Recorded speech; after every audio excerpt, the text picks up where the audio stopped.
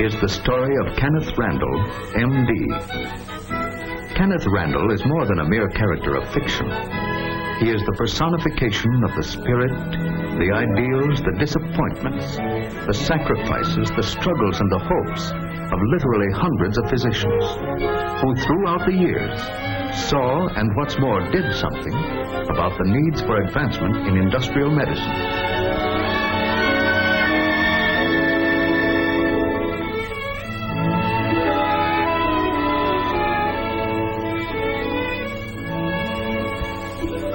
Waterfall and in the evening, da-da-da-dum, da-dum, da-da-dum, da-dum.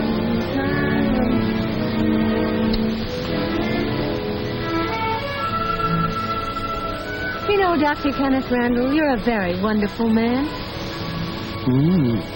That's right. And come to think of it, you're a very, well, to say the least, a very brave young woman, Mrs. Randall. Brave? Why do you say that? Why? Because you married me. Oh, but don't misunderstand. Actually, you have a wonderful catch in me. A brilliant young surgeon, fresh from an exciting career as an underpaid intern.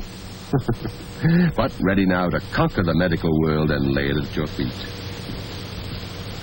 Ah, yes, I can see it all now. A huge banquet. All the prominent medical men in the country gathered to pay honor and tribute to Dr. Kenneth W. Randall, world-renowned, famous for his great contributions to something or other. Of course, you'll be there, too, as my proud little wife.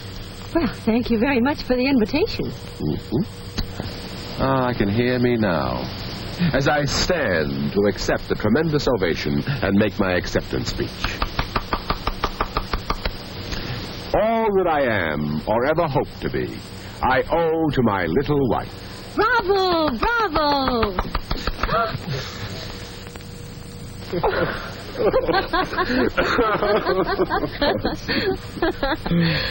Well, tell me, Ken, if you're such a wonderful catch, why am I so brave to marry you?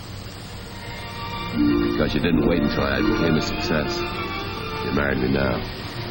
Before I even have an office of my own. What you call sharing one with Dad in office. before I even had my first regular patient.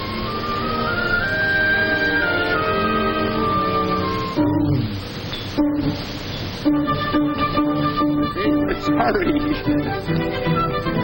I'll take the basket for you.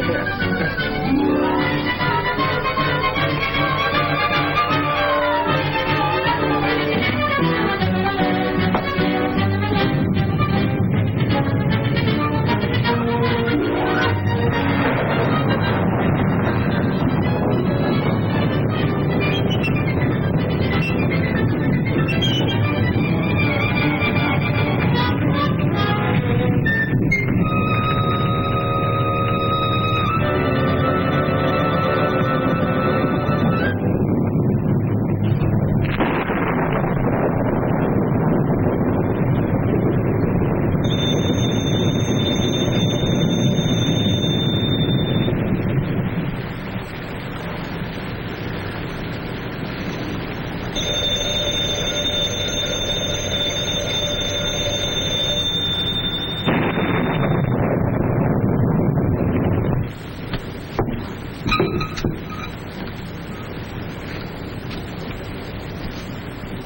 Hello?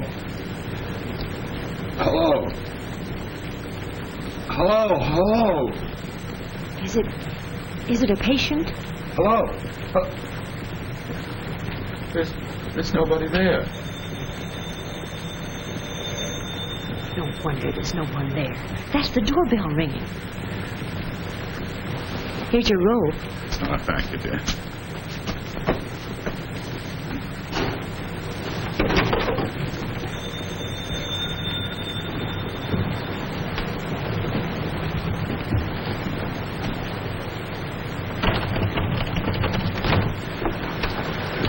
Gotta get there.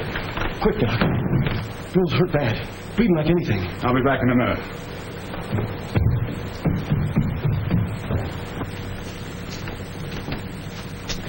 Darling, it was a patient. One of the workmen was hurt over at the mill. Oh, I'll get your clothes.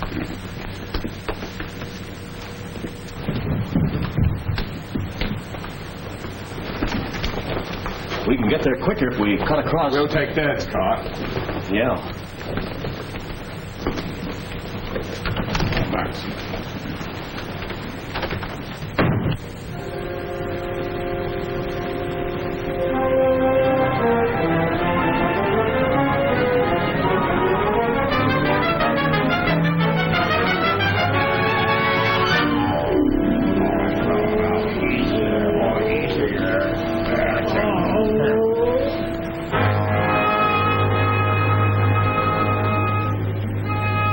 What are you doing there? Using chewing tobacco for disinfect. Sure, that's what we always do. Cobwebs for the bleeding and chewing tobacco for disinfecting. Here, let me in there. Yes, sir. We have to get this man to a hospital. Quickly. Easy. Take it easy there.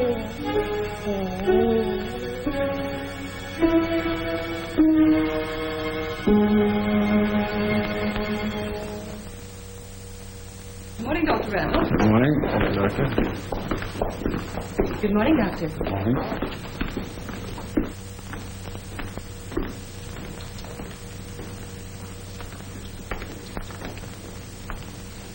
This is your charge. Here. Has my son come in yet, Miss Lane? No, he hasn't, Dr. Randall. Oh, here he is now. Good morning, Dad. Good morning, Miss Lane. Good morning. Say, Ken, I looked in on that new patient of yours just now. Fellow from the mill. I hope you don't mind. Gosh, no, Dad. What'd you think about him? Looks like he'll be all right. Husky fellow. You did a fine job. Splendid piece of surgery. Well, like father, like son, I hope, Dad. That'll take years of hard work. By the way, you'd better accustom yourself to addressing me as doctor, especially around the hospital. I'll do the same. Very well, Dad. Doctor. Excuse me. Dr. Monroe left this for you to look at before you leave. Thank you.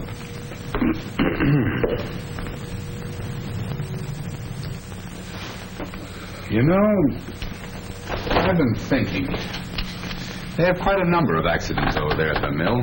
I remember as a kid you were always treating somebody from there, fixing a broken arm or something. Yes, my fees from that mill alone probably put you through medical school. I've been wondering if something couldn't be done about that. The accidents at the mill, I mean. It seems to me that... Well, I doubt if anything can be done about it.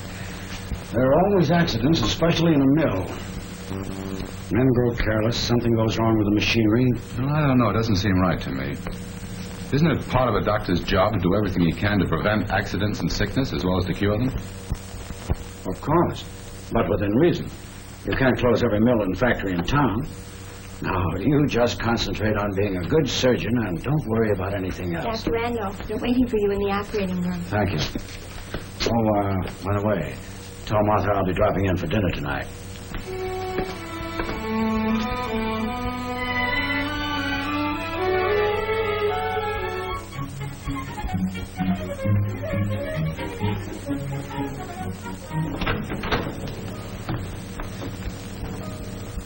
The doctor will see you in just a moment.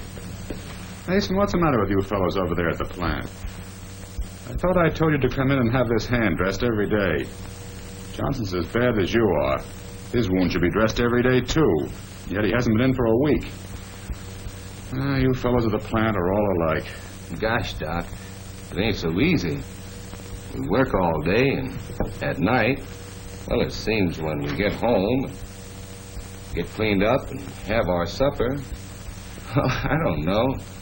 It seems there just ain't no time for running to the doctor.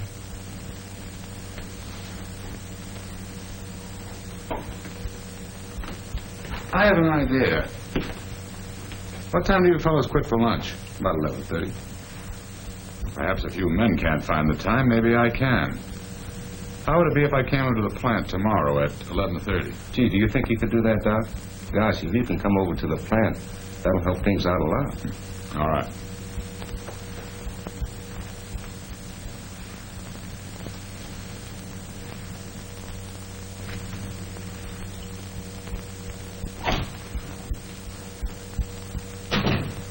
Say, Doc, I want you to kind of take a look at my back. It seems to be hurting all the time. Sure, I'll take a look at it. So, slip your shirt off, will you? Hey, Jim, that ought to pick you up. Okay, Doc, thanks a lot.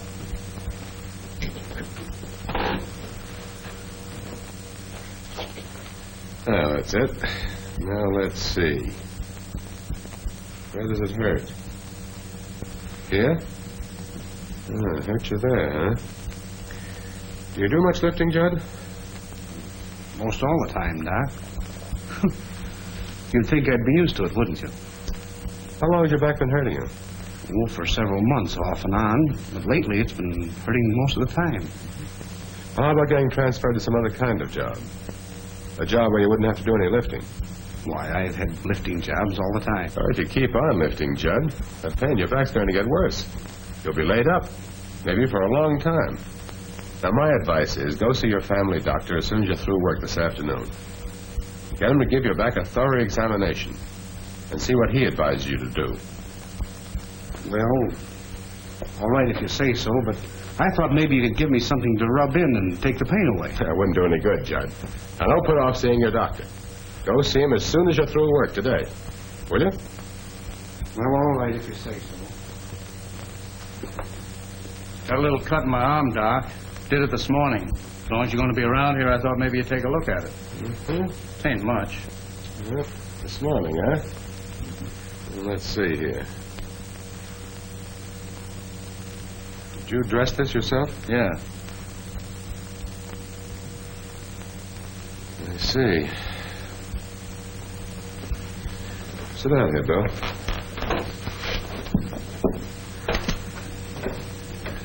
Bill, you fellas ought to have a first aid kit around here. Yeah, except we wouldn't know how to use it.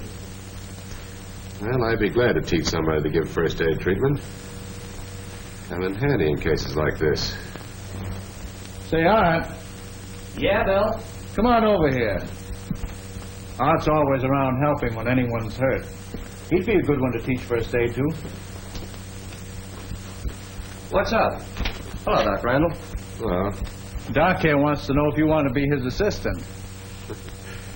Bill suggested that you might be interested in learning a little about giving first aid in cases like this. Yeah, that'd be all right. Well, fine. I'll leave some iodine, some bandages, and a few,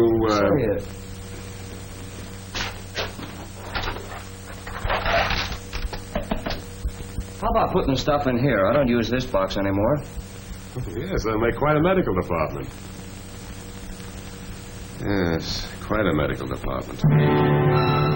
One morning, about 3 weeks later, Dr. Randall Sr. was reading a newspaper. What he saw didn't exactly please him. Say, Ken. Oh, hello, Martha. Kenneth, listen to this. Worker threatens suit for alleged back injuries. Decision to sue based on diagnosis of Dr. Kenneth Randall. Well, I hope you realize a thing like that can cost us every good patient we have. I've spent years trying to build up a dignified and successful practice, and then you come along and get yourself mixed up in a thing like this. Son, I wish you hadn't done it. But, Dad, what would you have me do? I suggested he see his own doctor and take his advice. Anything wrong with that? What I mean is, you should have stayed away from the factory in the first place. And, Kenneth, I'm going to seriously suggest that from now on, you do your practicing in this office. Or the hospital surgery. That's your number one responsibility. And stay away from factories. That's not the life for you. Martha, I'll drop in for dinner tonight. Oh, fine.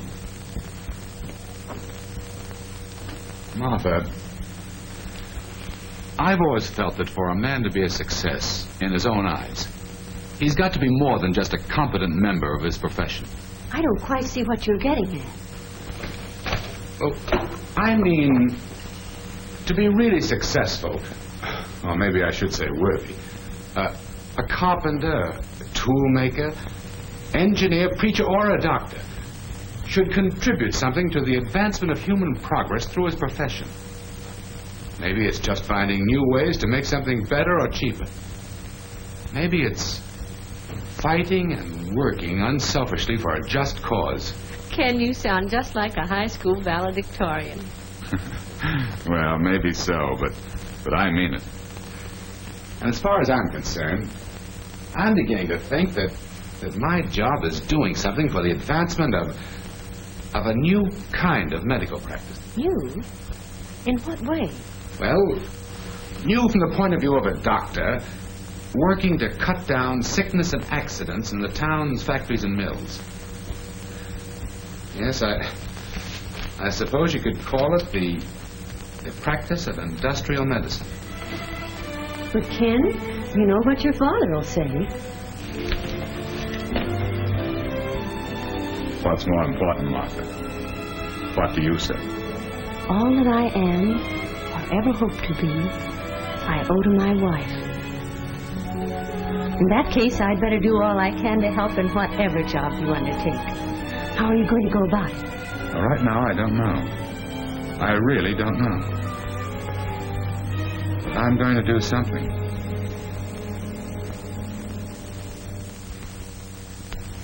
Doctor, Mr. Gregg and I have been talking over the idea of your coming into the plant for a regular period each day. I must say, the idea of a doctor in a factory seems quite unusual to me, to say the least. Sit down, Doctor. No, gentlemen, there's nothing new about a doctor in industry, and I've been interested in the idea for some time. So when you said you wanted to see me, I came right over.